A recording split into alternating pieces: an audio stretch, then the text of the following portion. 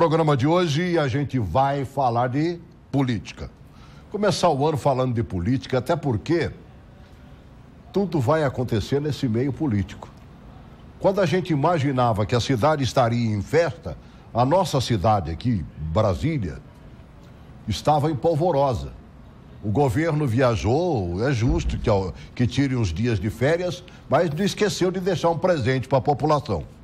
Aumento da passagem do transporte público, metrô e ônibus. E aí o burburinho, né?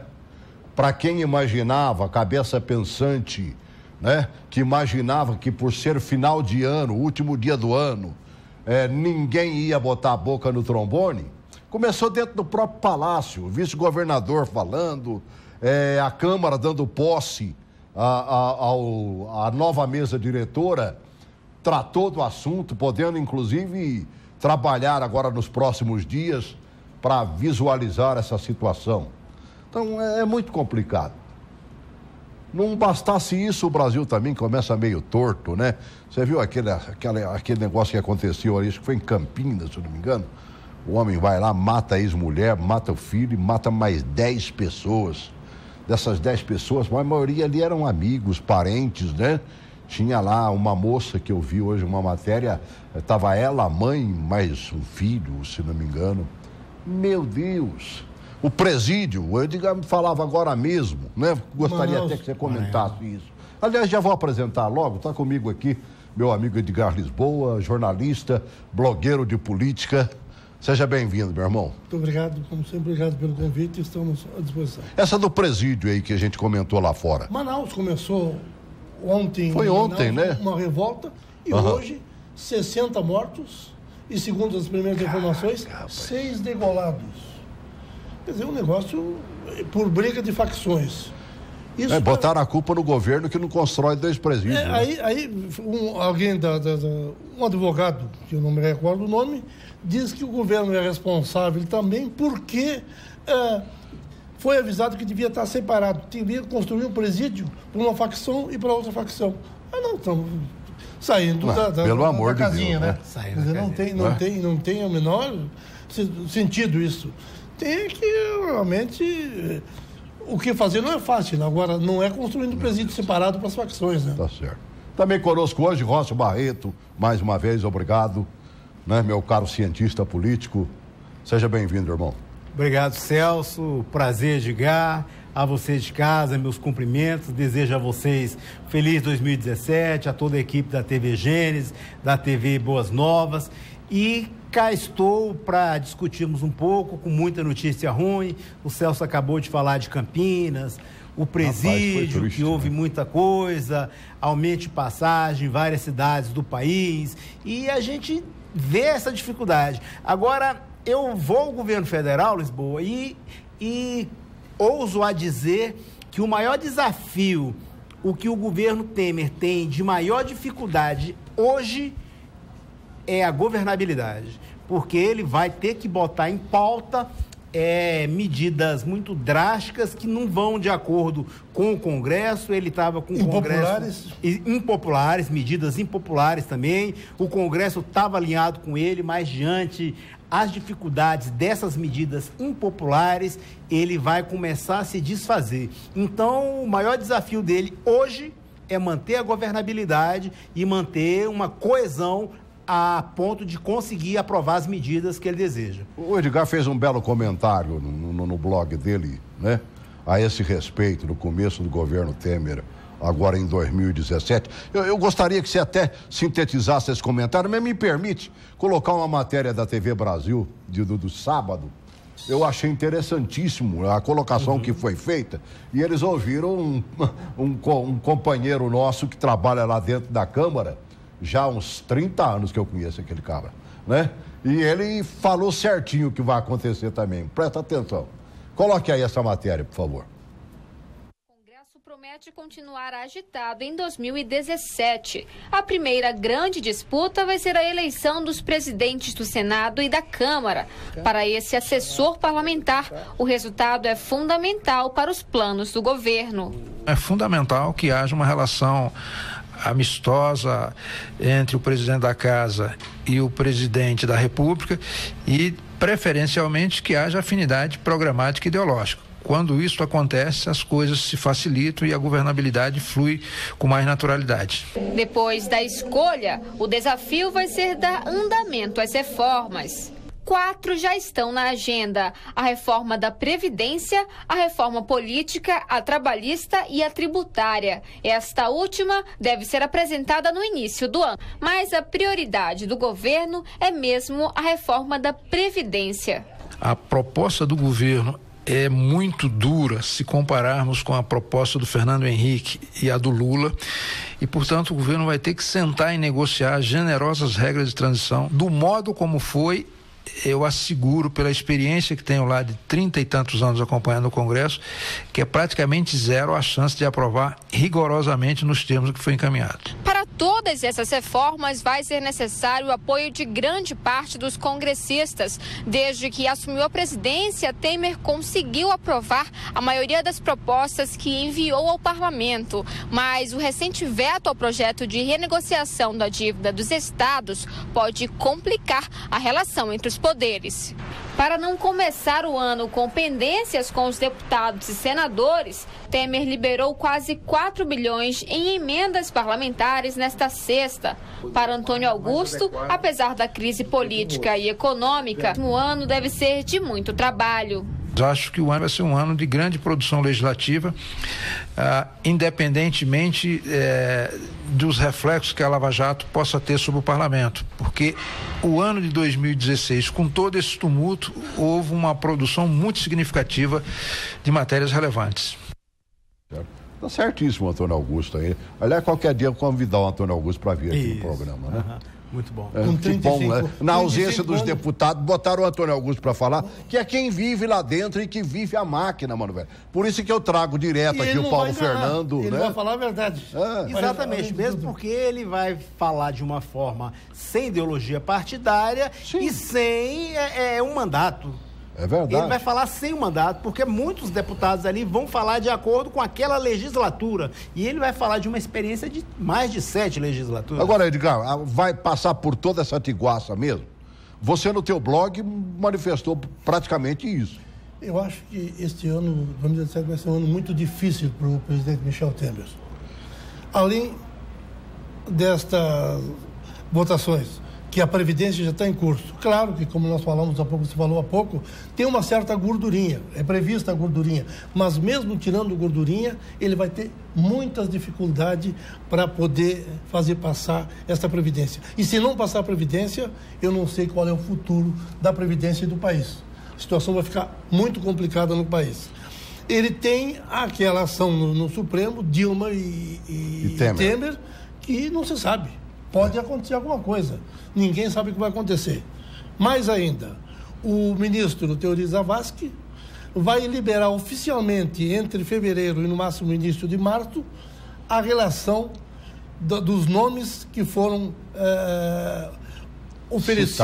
citados pela Odebrecht, oficialmente. Já homologado. Oficialmente, porque agora foi só especulação. Só especulação. Vazamento intencional, né? Mas é oficial. E aí pode haver troca de ministro, muito mais do que já teve com o Temer. Então, isso tudo vai repercutir diretamente no Congresso.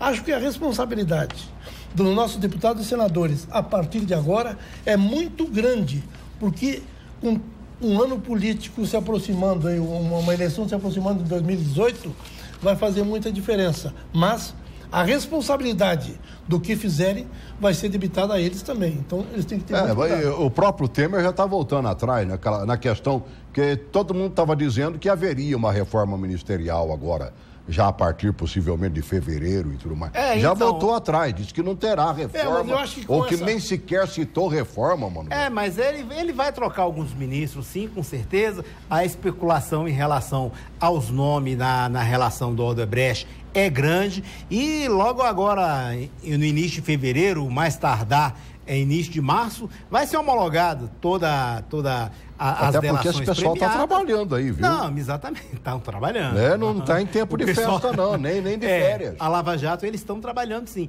Então... Não, e outros do Zavascki também. Não, exatamente, no STF. E então, o que vai acontecer no governo Temer é que ele vai tentar administrar essa situação, eu digo até essa crise, porque o governo Temer, ele chegou de uma forma provisória. Tanto da forma como ele assumiu o governo após o impeachment da presidente Dilma e por ele por estar sendo investigada a questão da eleição dele em si. Se foi de forma legítima, se foi de forma que não houve verbas de forma de caixa 2, então vai ser examinado tudo isso daí. Isso vai fazer com que ele já tenha um desequilíbrio no governo e que as pessoas não o vejam como um verdadeiro representante do povo de forma legítima. Da mesma forma que os investidores internacionais o veem o Brasil. Hoje tem uma delação premiada, amanhã é investigado a chapa Dilma Temer, se for eleito com verba de caixa 2 ou não, isso ainda vai ser julgado. Se as contas da eleição deles estão aprovadas realmente, então tudo isso vai ser estudado. Isso cria uma instabilidade no governo Temer que faz com que ele não tenha forças, nem mesmo para controlar e dar a governabilidade necessária que o momento necessita. Então isso aí vai fragilizar ele e ele já começa o ano de 2017 de uma forma assim, sem consistência, de uma forma um tanto quanto flexível, sem uma estrutura necessária. E os filhotes da Lava Jato, que são 7 estados, vão para mais 6, já agora. Isso. Nessa primeira paulada agora. Mais 6 estados. Quer dizer, se tem 7 até agora, mais 6... São 13, a metade do Brasil. Metade do Brasil. Então isso vai dificultar para ele bastante. Não, e já complica porque você veja, praticamente ele não admite como derrota.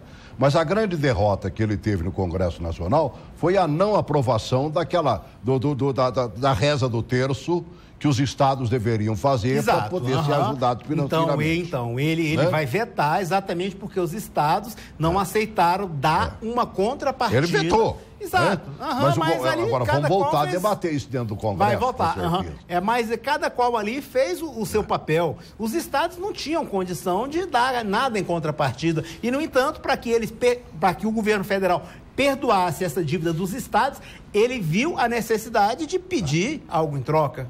Pela primeira vez, ele admitiu na semana passada agora, estou cansado. Ele disse, eu tento tudo. E nem começou cansado. Ainda, hein, mano? Quer dizer, ele está cansado. Porque normalmente o cara não fala isso, né?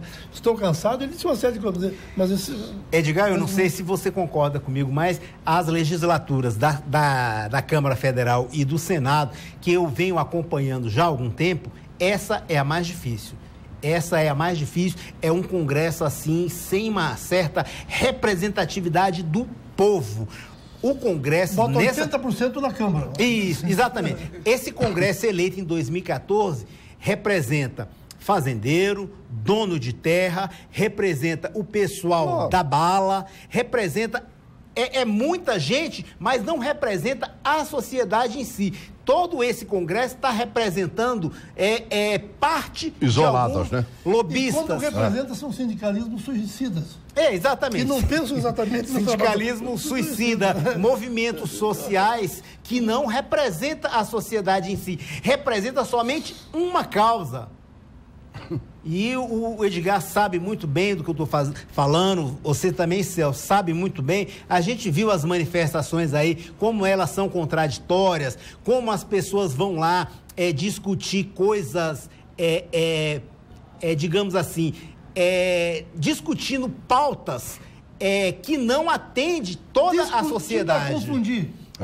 Discute pauta e apresenta soluções para projetos que não representam uma parte da sociedade. Essas discussões 20% no mínimo. Elas partem do seguinte princípio: se podemos complicar, porque vamos facilitar.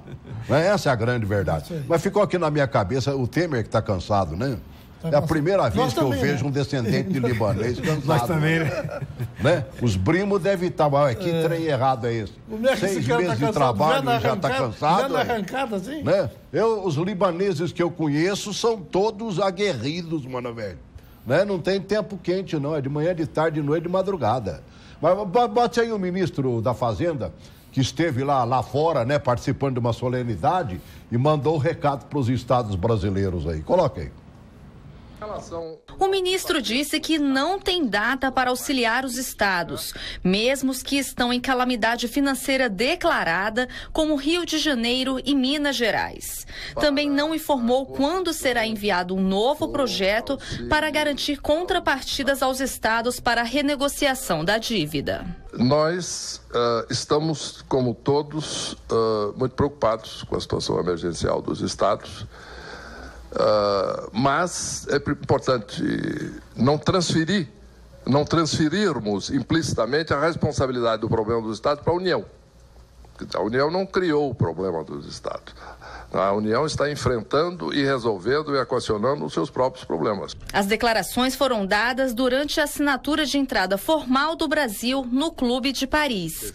Fórum criado na década de 50, que gerencia o valor devido a 21 das maiores economias globais. Deixamos de ser devedor e passamos a ser um credor internacional, principalmente em relação, como o embaixador mencionou, a países em desenvolvimento no mundo. Nesse sentido, é fundamental para o Brasil participar da formação da jurisprudência, da formação das regras que definem o comportamento dos credores. O Edgar lembrava agora nesse finalzinho da fala do Meirelles, né? Que a eleição da Câmara e também do Senado, né, meu? Eu digo Eduardo Cunha, né? E a Dilma. Exatamente. Exemplos claros. Porque nós vamos ter eleição agora, tanto no Senado. Terão que escolher uma nova diretoria. Que é mais tranquilo sempre. Renan Calheiros sai e tudo indica que o Oliveira, o senador de Fortaleza, o Eunício Oliveira assuma. Já na Câmara é um pouquinho mais complicado. Para o governo e para ele próprio, o Rodrigo Maia quer continuar. Permaneceria. Tem um problema legal que talvez possa ser superado por ele. Eu acredito que sim. Mas que o Centrão está botando para quebrar por cima disso, porque, claro, quer pegar a vaga. E aí tem 3. Tem o Rosso, aqui de Brasília. Tem o Divair, lá de Goiás. Arante de Goiás. De Goiás. E tem o de Minas. Mais um do PTB, se eu não me engano. De Minas Gerais. De Minas Gerais, como eu lembro o nome dele. Não me recordo agora. Bom, são 3. Mas a grande verdade é o seguinte, os 3 do Blocão, do Centrão, né? O Cunha foi visitado agora por aquele deputado que o defendia na época... Lá do Mato Grosso. Aquele de Mato Grosso, né? Um Fortão. Foi visitá-lo, um Fortão e tal. Aliás, bato palmo, o cara mostrou que realmente é amigo do cara. Fiel. Né? Uma hora. Né? Amigo é isso aí. Foi lá visitar o Cunha, mandou o recado, né? Rachar em 3, mano, velho. Vão perder. Vão. A gente já viu isso. Na eleição do Severino Cavalcante? Foi. Severino Cavalcante foi eleito dessa forma. Foi. Então, é importantíssimo isso daí. O Lisboa lembrou bem aqui a situação do Cunha e da Dilma. Só aconteceu o impeachment... Não levaram a sério o Cunha? Exatamente. Só aconteceu o impeachment da presidente Dilma por conta da articulação que o Cunha fez dentro da Câmara. Ele é respeitado, tanto é que até dentro do presídio as pessoas querem ouvi-lo para saber como vai fazer em relação a essa eleição da agora. Agora, na segunda quinzena de janeiro, vai ser eleito o presidente do Senado e o presidente da Câmara. O presidente do Senado já vai entrar com ranço da Lava Jato. Possivelmente vai ser eleito Eunício Oliveira para manter dentro do PMDB e creio também que possivelmente vão articular de uma forma que o PMDB seja...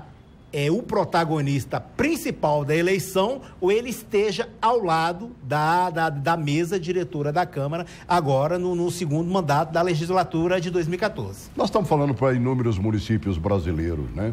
Que acabaram de renovar as suas câmaras de vereadores, e houve renovação, né?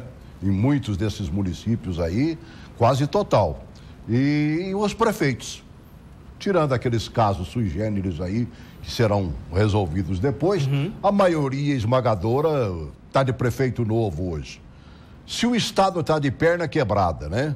Que já vive de pires na mão, para com o governo federal, consequentemente os municípios estarão mais quebrados ainda. Certo. Como diz lá na sua terra e na minha, arroz de terceira, né? 3 pedacinhos, assim, ó, esmagaiou, como diz o outro. Né? Esses municípios, para sobreviver hoje, mano, velho, vão ter que viver de circo, como o Dória fez hoje em São Paulo.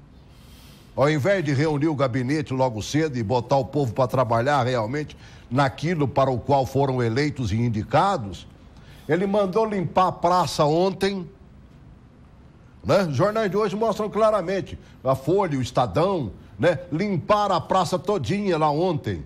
Aí hoje eles foram lá dar uma vassouradazinha, mano, velho. Vestido de gari. Vestido de gari. Espetacularizou. Bota espetacularizou nisso, né? É verdade. Tem uma comentarista do Estadão fala exatamente isso. Faz um belíssimo comentário a respeito. Ele faz um belíssimo discurso, diz que vai lá para ser gestor, e no primeiro dia ele dá uma trupicada, que derruba metade. Nesse aspecto eu sou mais o Crivella no Rio de Janeiro, que já entrou, como diz o outro, dizendo, olha, vai ter corte, vai ter um aperto de cinto, né? Para com isso, vamos fazer um levantamento de salários absurdos. Então, é isso aí que cada prefeito deve fazer, não é? Nessas eleições agora, Lisboa, de 2016, o que a gente viu foi as pessoas fugirem dos políticos comuns, dos que se apresentam como políticos e de representante das pessoas na área política. As pessoas procuraram tirar e acabar com esse tipo de personagem político que estariam exatamente com aquele ranço antigo da política antiga, e tentaram escolher seus candidatos a partir daqueles que se apresentaram como não políticos, como administradores, como empresários de sucesso. E daí a gente viu o prefeito de Anápolis teve sucesso nisso daí. A gente teve o prefeito de Belo Horizonte, que também ganhou dessa forma. E em São Paulo, que me surpreendeu o Dória ganhar em primeiro turno. Em São Paulo a gente está vendo aí, o Dória se apresentou como não político, como empresário de sucesso, ganhou as eleições, e o povo mostrando que não estão querendo mais representantes políticos. Eles estão querendo um patrão que pague seu salário adequadamente e mostre trabalho, sem usufruir das benesses dos cargos públicos e sem locupletar o Estado. Isso que as pessoas é tudo que eles querem. Aliás, o cidadão que governa um estado ou um município, ele tem que ser empresário. Eu arrecado tanto, eu posso gastar mais do que isso. Mas eu preciso de fazer uma grande obra. Veja aí mais ou menos quanto você pode pagar de prestação. Não é assim que você faz quando vai comprar a sua geladeira? Exatamente. Né? O teu carro, não é mesmo? Exato. Então, na grande obra, até o município tem condições de pagar a perder de vista. Então, vamos pegar um empréstimo lá fora. Porque dinheiro, banqueiro é o que não falta para poder emprestar, né? Essa que é a grande verdade. Basta ser bom pagador. É o grande problema, talvez, de boa parte dos municípios e dos estados brasileiros que não estão bem das pernas. Agora, precisa mudar essa figura, né? É como diz o Calil lá em Belo Horizonte, que você citou ali, né? Ele cobrou, foi mais juízo do povo lá, mano, velho. Que é uma palavra muito usada pelos meninos. Exato. Juízo, menino. Né? Exatamente. Essa que é a grande verdade. Se nós não fizermos isso, vamos ficar empacados. Eu acho que com Lava Jato, essa nova legislação para as prefeituras, para os prefeitos de responsabilidade e tal, esses novos que vão entrar, porque até então era meio a meio, né? Um que já estava, outro... Esses novos, bastante são prefeitos novos realmente, tem tudo para pegar o caminho certo, com juízo, como tu disse, e seguir adiante. Eu acho que talvez a partir de agora nós tenhamos umas prefeituras renovadas e melhor administradas, câmaras de vereadores com barba de molho, que a gente não tinha. Na próxima eleição, talvez a realidade seja outra.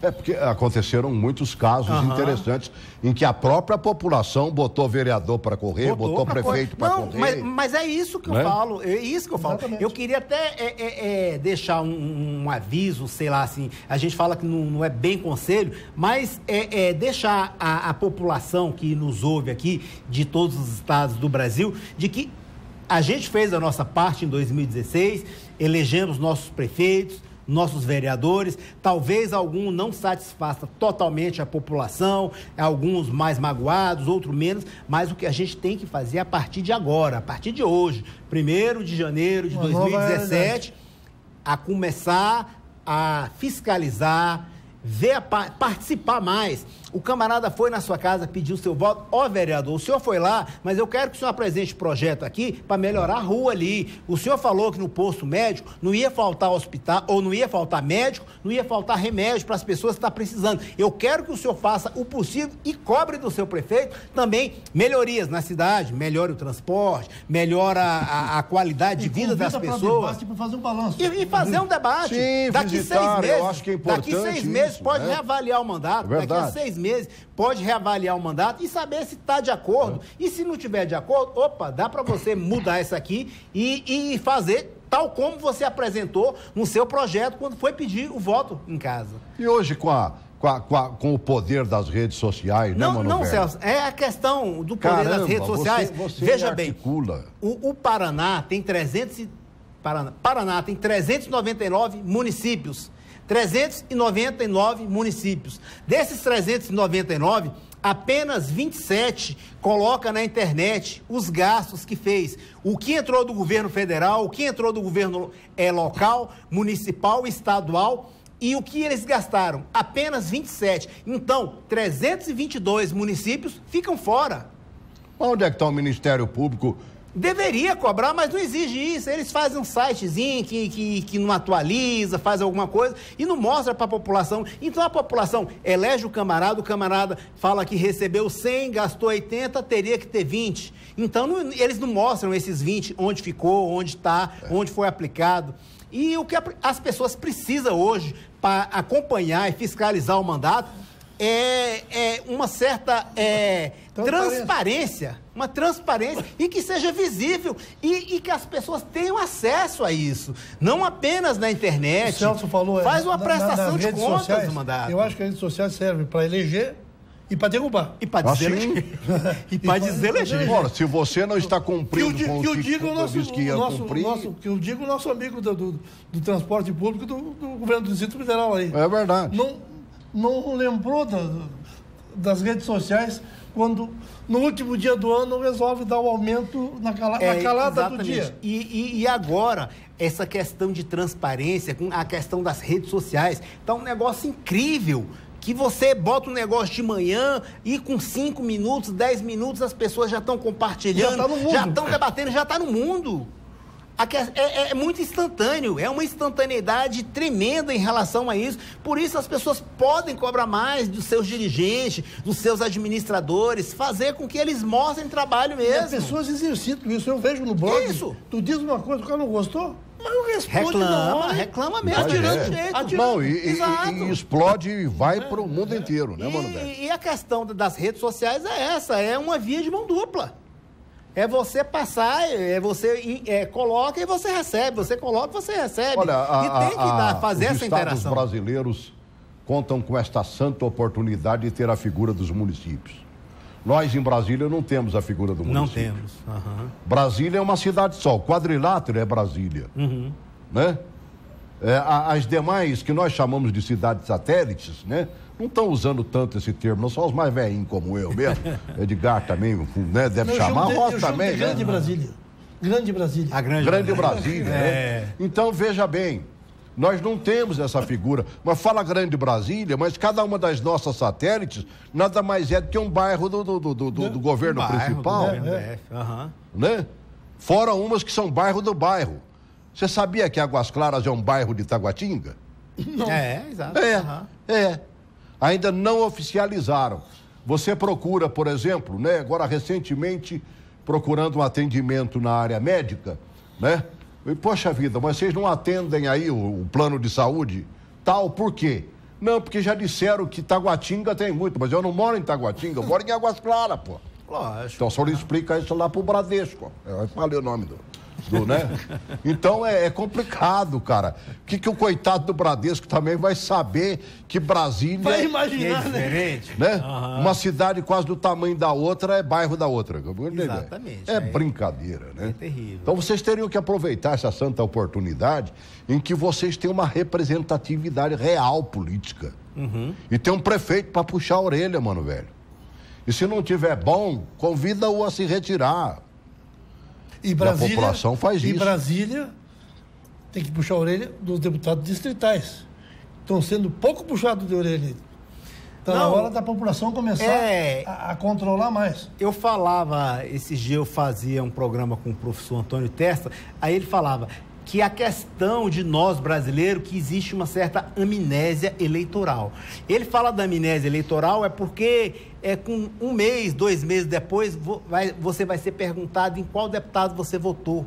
Você não lembra mais. Você nem lembra mais do deputado. Você vai se lembrar do até porque geralmente você presidente. Votou naquele que você não elegeu, né? Exatamente. Aí você acaba esquecendo e a gente tem que acabar com isso, acabar com essa questão de não lembrar mais. A gente tem que votar na pessoa que nos represente. A gente tem que cobrar dessa pessoa o que a gente empenhou, o que a gente tem de mais valioso, que é o nosso voto. Porque o seu voto tem o mesmo peso que o meu, o mesmo peso que o dos céus e de qualquer um.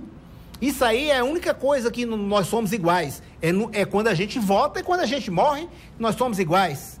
Não vai haver nenhum tipo de diferença. Então a gente tem que aproveitar dessa nossa faculdade do sufrágio universal e cobrar das pessoas, cobrar dos nossos representantes. Olha, nós elegemos você é o deputado que está aqui, então, por gentileza, faça uso da sua fiscalização ao governo executivo e faça uso do poder que você tem para emendar parte do orçamento da sua cidade, do seu estado, aqui do Distrito Federal, e faça essas emendas e utilize naquilo que você fez o seu projeto, porque você foi eleito com um projeto de que ia trabalhar em determinadas áreas, você ia gastar o seu dinheiro fazendo atividades culturais, então gaste esse dinheiro com emendas em atividades culturais, e não apenas em outras coisas que beneficiem um grupo pequeno.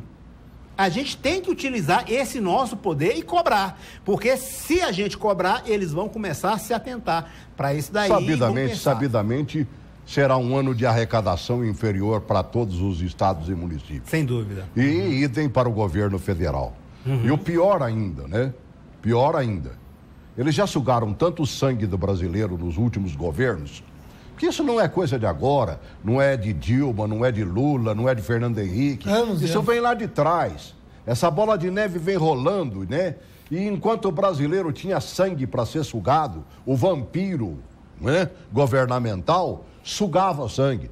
Só que chegou num ponto, né, que o brasileiro já está, como diz o outro, ele já está com uma anemia daquelas terríveis, profunda, né? Mesmo. Se já não tiver hemofílico, né? Porque as hemácias já sumiram todinha.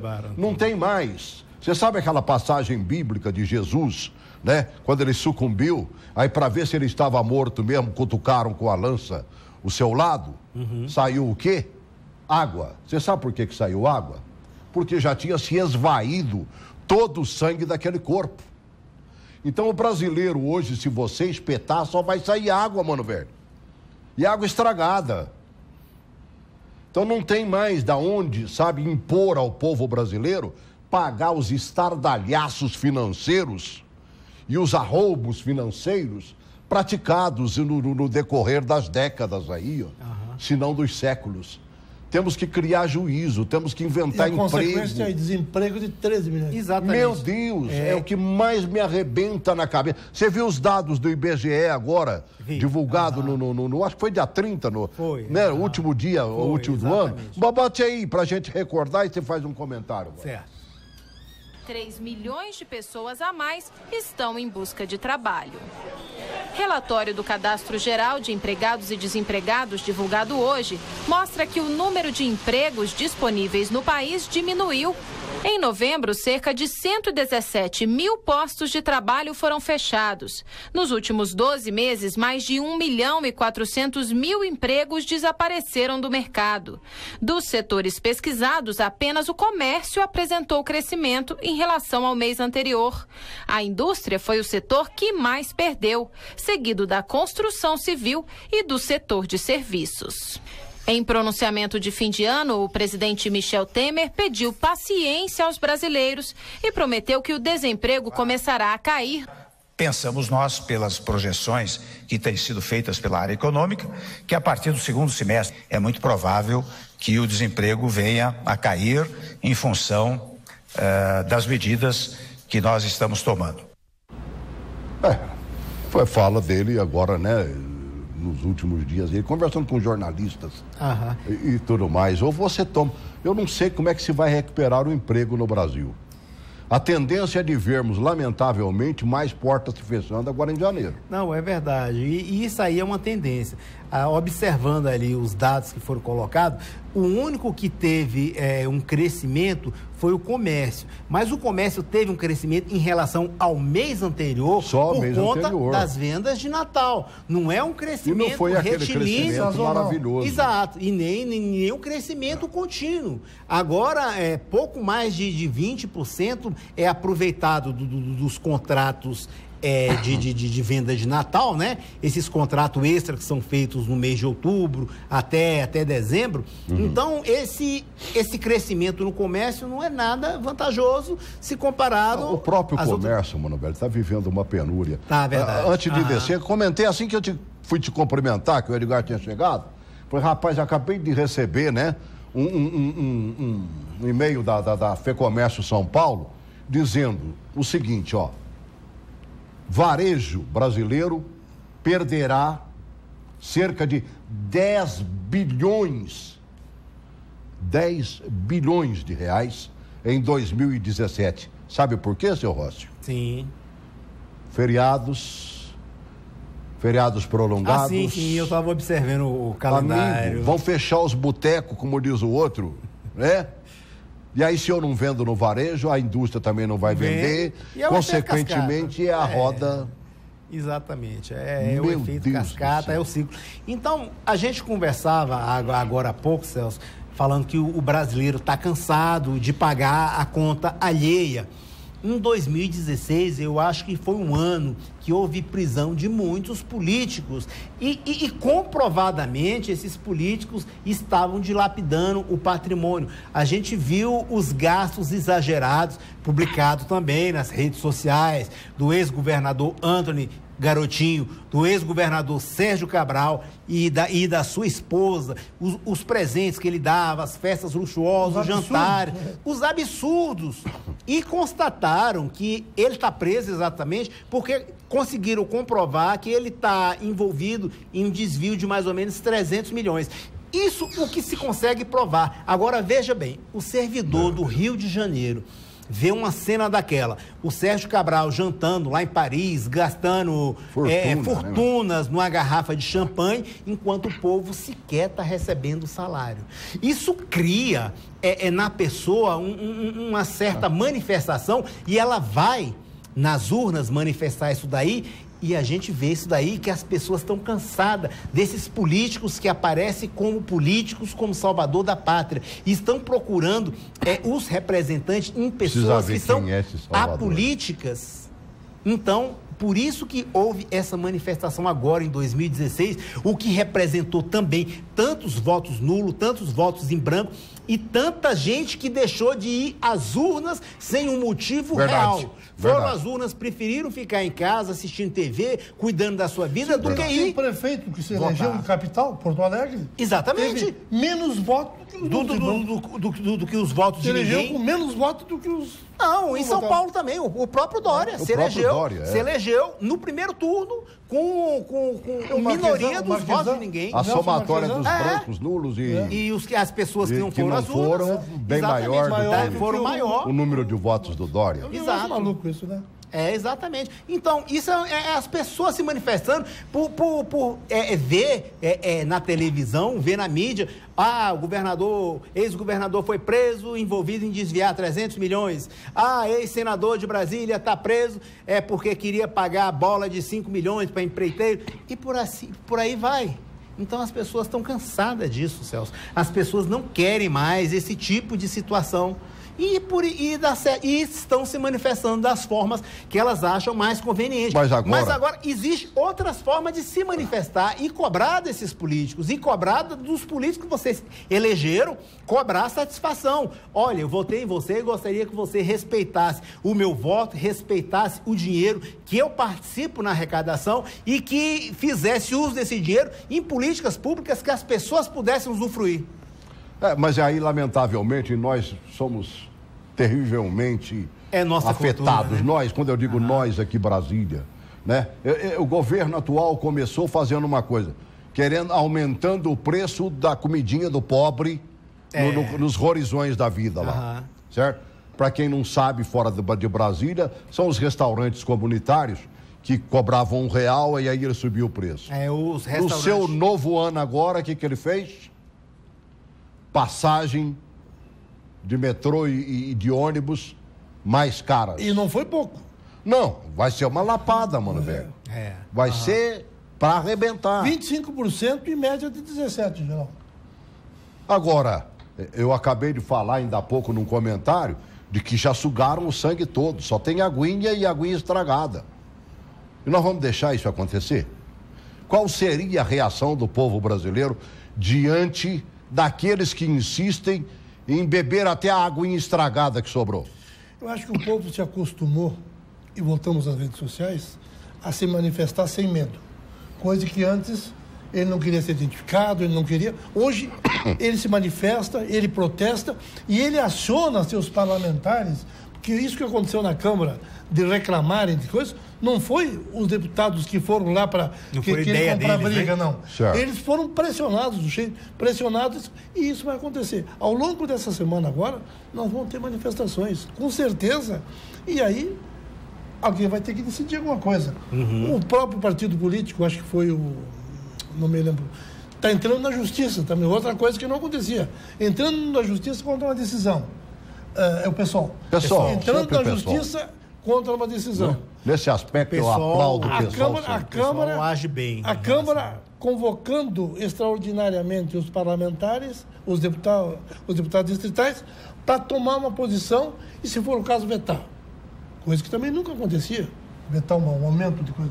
Agora, então, a situação está ficando bastante agitada, eu diria. Vamos ver o que acontece. E a população, mais do que nunca, está ficando nervosa, né? Porque sim, meu amigo. Não tem dinheiro para comer. Não tem dinheiro, não vai poder trabalhar, não vai poder comer. Piorou. E não houve um preparo, não houve olha, vamos discutir com a população. Vê onde você vai apertar o teu cinto. Vamos fazer umas audiências públicas, vamos, né? Mas não houve nada, houve uma tomada de decisão. Então, essas decisões de cima para baixo afetam a população sempre. Diferente de uma posição transversal, de uma posição vertical, onde você ouve as pessoas. Como falou bem o Lisboa, assim, a questão das pessoas apresentarem, fazerem audiências públicas. Vamos debater isso. Muitas vezes existem essas audiências e elas são esvaziadas pela nossa cultura, Celso. A nossa cultura não permite fazer esse debate. Pelo menos fez. Isso, não, exatamente. Pelo menos chamou. Pelo menos, olha, eu tentei, vocês não quiseram. Mas não, foi... A questão da audiência pública... Fiz a terra dele de supetão. Foi uma faculdade criada pela Constituição de 88, a nossa Constituição Cidadã, que permitiu a criação de conselhos para fiscalizar órgãos públicos, como Conselho de Saúde, Conselho de Segurança, Conselho da Criança, Conselho de Educação. E desses conselhos foram criados também as conferências municipais, distritais, estaduais e a conferência federal de determinadas áreas para debater assuntos. Dessas conferências são criadas resoluções e dessas resoluções são criadas políticas públicas. No Brasil, elas são um pouco viciadas por falta de acompanhamento da população. A população, vou deixar que fulano decide isso por mim. Então, a gente tem que acabar com isso daí e começar a participar, seja da reunião do síndico, a reunião da associação de que você faz parte, de qual área você tem que se envolver para que as pessoas não decidam por você e para que não venha decisões de cima para baixo como essas que estão vindo aí atualmente, e a gente não pode se defender. Tem que haver alguma coisa assim. E para que isso não ocorra, é a participação das pessoas. Um dos principais assuntos que nós teremos no Congresso Nacional agora será reforma da Previdência e a própria reforma trabalhista, que estão querendo mais uma vez, né, arrebentar com o trabalhador brasileiro. E a tributária, que é maldita, que nunca conseguiram fazer. Né? Então é brincadeira. Se o trabalhador não se fizer presente, se aquele que é o próprio trabalhador não buscar a questão da reforma da Previdência, os caras vão fazer o que querem com a gente. E eu queria falar também, uma questão importante, é que os trabalhadores não deixassem isso somente a cargo dos sindicatos, das confederações e das federações, inclusive das centrais sindicais, não deixasse somente a critério delas se organizarem para fazerem essa discussão com o governo, que as pessoas participassem, fizessem suas assembleias nos trabalhos e virem o que vão afetar elas, seja na reforma trabalhista, seja na reforma tributária e principalmente na reforma previdenciária. Os cartolas dessas centrais não trabalharam muito bem nesses últimos anos, né? É exatamente por isso. Não deixar somente a fizeram critério. Política demais e trabalho demais. Exatamente. É a questão, Celso. Eu vou representar você, mas eu não represento você. Eu represento o que vai ser interessante para mim, como dirigente. Manter o status quo. Para que eu mantenha o status quo daquela situação. Isso não é interessante. O que é interessante é que as pessoas participem efetivamente, criando assim a nossa democracia participativa, a nossa tão sonhada democracia participativa. É isso que a gente quer ver. Um sonho que quem sabe um dia, né? Exatamente. É coisa que nós... Uma Noruega, eu nem falo uma Finlândia, mas uma Noruega. Não, brincadeira, cara. Esse ano nós vamos ter que pular miudinho, mas miudinho mesmo, porque a vida do trabalhador brasileiro, tanto presente como futura, na Previdência, ela está em jogo. Ele falou em Finlândia, está mais para Tailândia aqui, entre Taguatinga e Ceilândia. É verdade. Essa é a grande realidade. Meu amigo, para a gente arrematar, Edgar, o que é que a gente tem que fazer?